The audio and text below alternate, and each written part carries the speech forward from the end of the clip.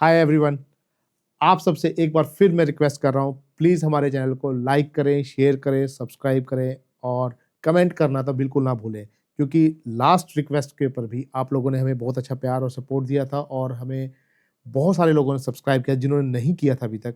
आपके एक सब्सक्राइब से हमारा मोटिवेशन बढ़ता है, हम और मेहनत करते हैं और डिटेल रिसर्च करते हैं टॉपिक्स के ऊपर और आपके लिए अच्छे से अच्छा कंटेंट लाने की कोशिश करते हैं। So please subscribe कीजिए। What do you think कि what should be the 2 or 3 points we should focus on when we entering into the relationship or when we come out of some relationship? Right see पहली चीज सबसे समझना जरूरी है कि किसी भी रिलेशनशिप एंटर करने से के वक्त आपका दिमाग you are very excited about getting into the relationship because बहुत ही नया फेज है आपके लिए, इज हनीमून फेज। तो आपको उस इंसान की सारी चीजें अच्छी लगेंगी। Obvious है। आपको जब सारी चीजें अच्छी लगेंगी तो आपका दिमाग हर एक चीज से अट्रैक्ट होना चाहेगा, हर एक चीजें बहुत ही मजा आएगा, बटरफ्लाइज इन द स्टमक वाली फीलिंग होगी। But the most important thing to understand is that those exciting butterflies in the stomach moments do not necessarily define how important and how beautiful the relationship is going to be. Right. That means जो आप जितना भी exciting feel कर लो, lovey dovey feel कर लो, passionate feel कर लो, उससे guarantee नहीं मिलेगा कि रिलेशनशिप अच्छा होगा या नहीं होगा। There are just emotions, Right. And वो इमोशंस बिल्कुल बायोलॉजिकल इमोशंस है।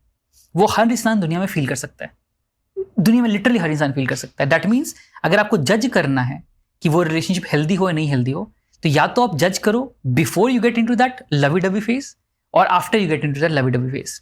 बस प्रॉब्लम ये हो जाता है कि लवी डवी फेज के बाद आप अटैच हो जाते हो, तो उस वक्त जज करना और मुश्किल हो जाता है। Right. तो आप और निकल नहीं पाते हो। तो बेटर क्या है कि before you get into this whole exciting moment of the relationships, try to assess what exactly I am getting into. Right. तो जब भी रिलेशनशिप में आप किसी नए इंसान को डेट कर रहे हो, डेट करने से पहले प्रॉपर समय लो ऑब्जर्व करने का उस इंसान को कि what exactly are they bringing on the table, are their values aligning with me और not, and then make a decision accordingly. Right. ऐसा ना हो कि आपने सिर्फ लव के पैरामीटर पर कि बहुत मजा आ रहा है, the person is treating me very well, the person is doing so many good things for me, वो एक पैरामीटर नहीं हो सकता रिलेशनशिप की क्वालिटी को डिफाइन करने का। Right. So first observe everything about the relationship. और दूसरी बहुत इंपॉर्टेंट पैरामीटर ये जरूरी होता है कि do not expand too much time with that particular person. ये बहुत ही फनी चीज है कि ओवर एक्सपोजर हो जाता है पार्टनर को लेकर। जैसे हम कहते हैं टाइम बिताना बहुत जरूरी है रिलेशनशिप में एक अपने पार्टनर के साथ, अच्छी बात है, एक्चुअली बहुत जरूरी है, टाइम बिताना बहुत जरूरी है ताकि आप समझ सको एक दूसरे के साथ। बट टाइम बिताने के साथ साथ टाइम ना बिताना भी बहुत जरूरी रिलेशनशिप के लिए। बिकॉज फॉर एग्जाम्पल हम 24/7 साथ साथ है, तो नेचुरली हमें एक दूसरे को मिस करने का मौका नहीं मिल रहा है। हाँ, obvious है। तो हम बहुत सारी चीजों को एंजॉय कर पा रहे हैं, मजे ले पा रहे हैं, बट एक जो फीलिंग आती है ना मिस करने वाली, दैट एक्चुअली टेल्स यू कि how important and how beautiful that relationship is for you. Right. For example आप 5 घंटे अपने पार्टनर के साथ हो एंड अब वापस जा रहे हो अपने घर जाते वक्त आपको याद आ रहा है कि I wish this person was here with me. No, this is a beautiful feeling, because उस वक्त आपको याद आएगा कि मुझे कितनी इंपॉर्टेंस है इस रिलेशनशिप की, इस पर्सन की, एंड दैट बॉन्ड और that feeling will actually strengthen your bond even more. तो एक चीज हम सब काफी बार क्या करते हैं, लोग आजकल ना ओवर एक्सपोज कर देते हैं खुद को अपने पार्टनर की तरफ कि हम 24/7 साथ रहेंगे, 24/7 टाइम बिताएंगे, 24/7 चिपके रहेंगे, जो कि जरूरी है टाइम्स, बट इतना जरूरी भी नहीं कि आप खुद को मिस करने का मौका ही ना दो। तो ऐसा भी रहो कि आप अच्छे खासा टाइम स्पेंड करो खुद को समझने के लिए, खुद को अंडरस्टैंड करने के लिए, बट खुद को एक हेल्दी स्पेस भी दो जहां पे आप खुद के बिना, एक दूसरे के बिना भी आइडेंटिफाई एंड ऑब्जर्व करना रखो दुनिया कैसे जी जा रही है, एंड देन उस अकॉर्डिंगली उस वक्त आपको एक्चुअली समझ में आएगा कि how important and how precious relationship is for me. तो आई थिंक ये 2 चीजें बहुत याद रखनी जरूरी है कि love is not the only parameter for a healthy relationship, and secondly just not go for की over exposure of the relationship of the person, also work on identifying कि हम कैसे बाकी समय में अपनी चीजों को वर्कआउट करें। So that is the first phase. Now once you get into relationship and I mean to say once you get married. Yes. तो मोस्टली आज के टाइम में ये बोला भी जाता है कि if it is love marriage तो there are more chances to get separate और डिवोर्स्ड, और if it is a arrange marriage तो देर आर चांसेस कि ये चल जाएगी। तो ये माना जाता है। मेरा पर्सनल उस पर कुछ वो नहीं है। मेरा मानना तो ये है कि it depends upon the 2 person of course and situation to situation. बिल्कुल बिल्कुल। सो ये बात अलग है कि लव मैरिज है या अरेंज मैरिज है, it depend upon the personal behaviour. बिल्कुल बिल्कुल। लेकिन पर what is your expertise advice on this? Right, हाँ, ये भी मेरा पर्सनल ओपिनियन ही है, मेरा पर्सनल वे ऑफ थिंकिंग है इस चीज को लेकर कि जनरली जो लव मैरिज करते हैं लोग ना, they are generally more courageous कि उनको फाइट करना है। फैमिलीज के अगेंस्ट, लोगों से, दुनिया से, सोसाइटी के नॉर्म से पार्टनर को चूज करने में, पार्टनर से शादी करने में. So they are more courageous than people who are getting into arrange marriages. So जो दो लोग करेजियस थे लव में आने के लिए, वो दो करेजियस भी हो सकते हैं लव से बाहर निकलने के लिए. फॉर एग्जाम्पल, जिस इंसान के अंदर करेज है to do something, they will also have the courage to break something as well, right? Because eventually आप तो वही कर रहे हो, एक ऐसा डिसीजन ले रहे हो जो सोसाइटी के अगेंस्ट जा रही है. तो अगर आपने सोसाइटी के अगेंस्ट जाकर शादी कर ली है, तो आप सोसाइटी के अगेंस्ट जाकर तोड़ भी तो सकते हो. So I think that is why love marriages often end up in divorces most of the times, because उनके पास करेज ज्यादा होता है कंपेयर टू अरेंज मैरिजेस. एक और जो रीजन होता है ये होता है कि जो मैक्सिमम जो लव मैरिजेस हम बोलते हैं आज के डेट पे कि इन्होंने लव मैरिज कर ली थी, अब इनका ब्रेकअप हो गया, क्या ही था इनका. तो I personally have seen a lot of times कि जो लव मैरिजेस वाले कपल होते हैं, most of the people they marry someone just on that feeling of love. They're not marrying because they're the right person for them. They are marrying someone because of that feeling of love. Right. अब क्या करते हैं वो लोग, उन्होंने एक दूसरे से मिला, उनको प्यार हुआ, उनको बहुत मजा आया, एक्साइटिंग फील हुआ, एंड उन्होंने डिसीजन ले लिया कि हम शादी करने वाले. Right. Now what is really happening at that particular moment? आपने उस हाई वाले फेज में डिसीजन ले लिया बहुत बड़ा लाइफ का कि मुझे शादी करनी है. तो आपने किक पे एक हाई फीलिंग पे शादी कर ली, एंड सडनली जब आप साथ होना रहना चालू करते हो, देन आपको रियलिटी हिट करनी चालू करती है कि this is what is happening, ऐसा हो रहा है, वैसा हो रहा है, प्रॉब्लम्स, फाइनेंसेस एंड बहुत सारी चीजें बीच में आनी चालू करती है. एंड देन वहां पे हनीमून फेज तब तक खत्म होना चालू हो जाता है. When the reality hits, then you realize कि यार लव वाली फीलिंग तो खत्म हो गई. तो उनका दिमाग कहता है कि यार जिस चीज के लिए मैं शादी की थी वो तो खत्म हो गया, अब कोई फायदा नहीं चीज को, and that is why the breakup. So I personally feel कि love marriages which happen just on the context of love, they have very high chances of getting divorced.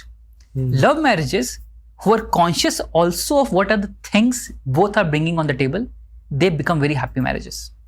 Right. तो love marriages जिसमें एक proper analysis हो, observation हो, understanding हो regarding each other, वो बहुत ही beautiful marriage होता है. लेकिन वो love marriage जो सिर्फ love की feeling पे शादी कर ली गई थी, they often are not good love marriages. Yeah, right. So do you think कि ऐसा भी है, क्योंकि एक जब love marriage कर रहे हैं, मान लो आफ्टर 2 year और 3 year of relationship you get married, और एक साइड होता है कि आप अरेंज मैरिज कर रहे हैं. सो लव मैरिज में क्या है, जो हनीमून पीरियड है, एक दूसरे को जानने का है, एक दूसरे से मिलने की खुशी है, इच्छा है, वो शादी से पहले हो चुकी है. आप एक दूसरे को जान चुके हो, टाइम स्पेंड कर चुके हो, एंड यू स्टार्ट, जब लव मैरिज हो जाती है देन ठीक है, 1-2 हफ्ते, महीना, 2 महीना, इट्स ओके.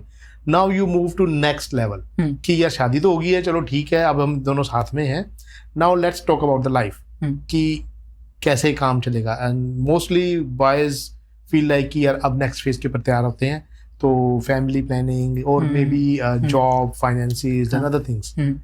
और अरेंज मैरिज में क्या होता है, शुरू के 2 या 3 साल हमारे को मिलते हैं, 3 साल 4 साल एक दूसरे को समझने के.